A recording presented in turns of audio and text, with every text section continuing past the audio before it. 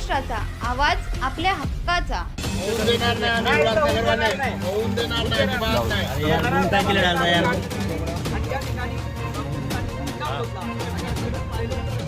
त्या नराधमांनी बदलापूरमध्ये जे कृत्य केलं त्या नराधमाचं पोलिसांनी एन्काउंटर केल्यानंतर त्याची बॉडी बदलापूरचे लोक दफन करणारा विरोध करतात, कारण तो बदलापूरमध्ये राहतो आणि बदलापूरची लोक त्या बॉडीला दफन करायला विरोध करतात आणि ती बॉडी जर उल्हासनगरच्या या पवित्र मातीमध्ये आणून दफन करणार असतील तर त्याचा आम्ही विरोध करतो। आम्ही इथे त्यांना ती बॉडी दफन करून देणार नाही।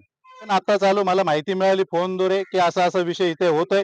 त्याची माहिती मिळाल्या मी आपल्या इथे आलो, इथे बघितलंय खड्डा खोदलेला आहे। तो खड्डा कोणी खोदला, का खोदला, कशासाठी खोदला याची माहिती घेतोय।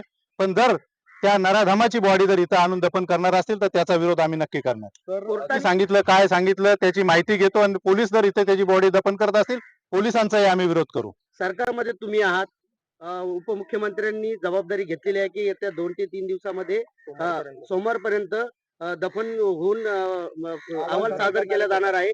मात्र तुम्ही सत्तेमध्ये आहात आणि विरोध करताय, हे कितपत योग्य वाटतंय आपल्याला? सत्तेमध्ये असतानाही ते बदलापूरला राहत होते। बदलापूरची लोक, बदलापूरचे आमदारही सत्तेत आहेत, त्यांनी त्याचा विरोध केला। तो राहतो तिथं ते दफन झालं पाहिजे। उल्हासनगर मध्ये तो राहत नाही, त्याची बॉडी इथं या पवित्र मातीत दफन केली नाही पाहिजे। अशा नराधमाची जर त्यांची भूमिका ती आहे तर आमची भूमिका पण हीच आहे की नराधमाची या मातीमध्ये ती बॉडी दफन झाली नाही पाहिजे। मध्ये जागा आहे किंवा नाही हे आम्हाला माहित नाही, पण तिथल्या लोकांनी, तिथल्या स्थानिक आमदारांनी विरोध केलाय हे मला माहिती आहे आणि मी त्या बाबतीमध्ये इथे विरोध करतोय। तुमच्या परिसरातील काही घडामोडी किंवा समस्या असतील तर आमच्या वृत्तवाहिनीला संपर्क करा आणि तसेच सतत अपडेट राहण्यासाठी आमच्या वृत्तवाहिनीला सबस्क्राईब करा आणि बेल आयकॉन दाबायला विसरू नका।